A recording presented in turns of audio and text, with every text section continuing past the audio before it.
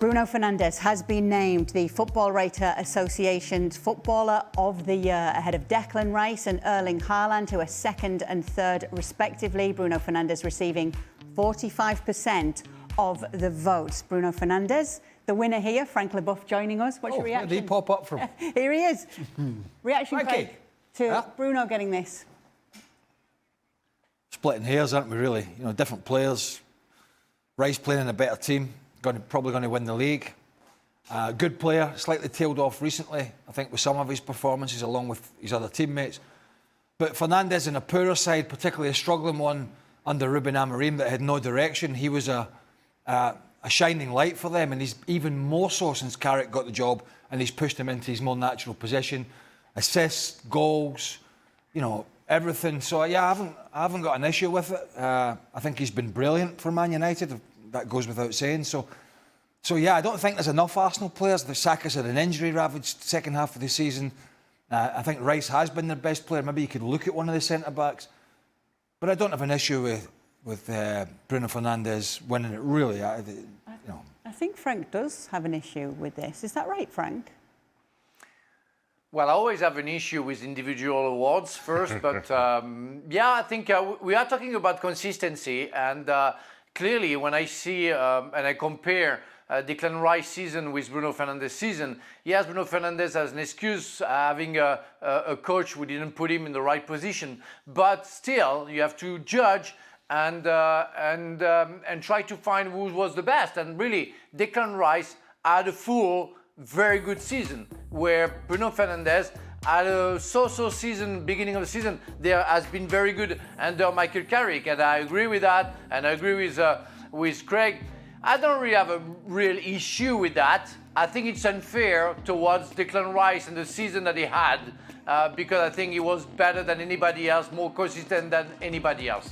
Well, I do, before Shaq pipes in, I do think Bruno Fernandes was pretty consistent under Ruben Amorim. It was just the rest. You know, that's not something, and he was playing a little deeper, but he still was contributing. But I think the rest of that package under Ruben Amorim was just not very good. But he was. And, you know, you can't, and everybody has their own opinion, and I'm fine with that. But just because you play for the best team doesn't make you the best candidate. And Arsenal, so thus far, and certainly Arsenal and Man City, are the two best sides. But that doesn't and cannot take away from what, in fact, in some sense, it might push you further towards it when you think, well, how's he managed to do that in this team? Mm-hmm. Particularly the team when it was Ruben Amorim's side. But yet he still managed to have this huge influence, even if United were poor at times. That's not something he can really control to a certain extent. So for that reason, I don't have an issue, because Arsenal have a better package. And I'm taking nothing away from Declan Rice. You know, if you'd said to me Declan Rice was PFA Player of the Year, I'd have been okay with that. Do you think there is something in that, Shaka, that you can look, and that, as Craig said, he's been a shining light in what's been an awkward period, and that even sets him apart, given the fact that he could be so consistent when things have gone wrong? I agree in that there's no arguing that Bruno Fernandes has been an outstanding player.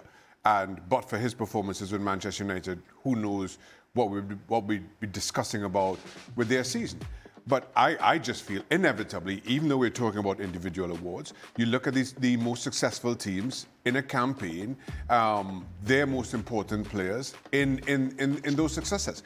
Now, while you could make the argument for Bruno Fernandes and how he's led the line for Manchester United and the example he's been, Manchester United have played 40 games this season. Arsenal are on track to play 60. I could have 4, maybe 5 Arsenal players ahead of Bruno Fernandes in that regard. Now, because you have that amount of players, that amount of good players performing at a high level for Arsenal, is why you see them as favourites to win the Premier League, is why you see them in the Champions League final. Now, that, again, is not taking away from Bruno Fernandes, his importance to Manchester United, and again, what it means. But I feel you start by looking at teams who've been successful. Nobody's going to sit here. But that's team Shaq. Yeah, but if you put Bruno Fernandes in that Arsenal team, right? If you put Bruno Fernandes in that Arsenal team, they would have already won the league. And that's a hypothetical. That's like me sitting here. It's not. He's better than anything they've got. He's better than Eze. He's better than Martin Odegaard. Go ahead, Frank. Craig, how do you know? How would you judge Arsenal without Declan Rice this season? Without Declan Rice, maybe Arsenal wouldn't be the best team. And it's because they have Declan Rice that they've been at the top. And it's why I want to... They're at the top because they have a better package. They have arguably one of the biggest squads in Europe. That's why they are at the top. But then at the same time... Bruno Fernandes that strong... Go ahead. At the same time, you put Erling Haaland in either of those teams. And I think they're even more improved than if you put Bruno Fernandes in that team. So if that's the measure, Erling Haaland deserves to win it because he improves any team he gets into far more than putting Bruno Fernandes into. I think Bruno Fernandes has been more consistent. Right, but Bruno Fernandes has been involved in more goals in the Premier League than anyone else in the Premier League since mid-January. To your point, you put Erling Haaland in that Arsenal team. That title is already won. I agree. No question about that. Not the thing. And so if that's the measure, then it's Erling Haaland. But regardless of how you spin this, in my mind, again, not taking away anything from Bruno Fernandes, his importance and his performances since mid-January. But I don't see how you make him Football Writers Association Player of the Year. Now, I'm with Frank in that a lot of these individual awards just make no sense to me to start with, and this just leans into that for all the reasons I just expressed. We are splitting hairs because if I'd have come into, and I'll be honest with you, I really couldn't give a stuff. Nobody's losing sleep. I get it. I did win, but I'm not losing any sleep. I'm talking to somebody who won this. I'm Football Writers. I'm talking to somebody who won the Scottish Football Writers Player of the Year. That year it was very important. 1998, by the way. 97, 98. Look it up. That was the only year it was important. Paul Gascoigne, Brian Laudrup, Henrik Larsson. But we are splitting hairs. Because if I'd have come in today and somebody said Erling Haaland's won it, I'd have went, yeah, okay, maybe a small argument. Or Declan Rice has won it. But, you know, Bruno Fernandes, and I'm not always a huge fan of his, the way he goes on, but yeah, I don't know, Frank. Now, the thing seems to be that, Craig, you are going into Bruno Fernandes because you give him an excuse. Because he was playing for a bad Manchester United at the time because they were under Amorim, that you think that he was good enough for him to get an excuse and say, okay, we can give it to him because the rest of the team wasn't that good, the coach wasn't good, so let's give it to Bruno Fernandes.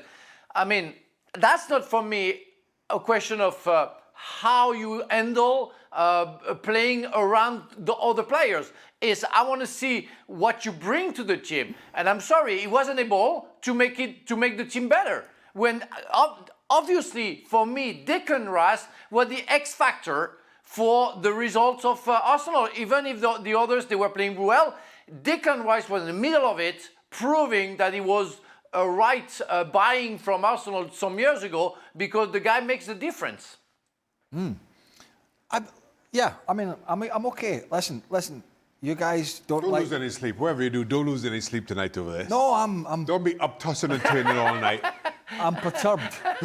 I'm perturbed at the verbal assault that's come my way. I feel hot.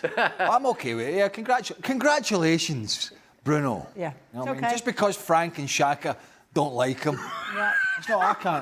I can't do that. Yeah. So Manchester United fans, turn your vitriol this way. This way. Oh, well,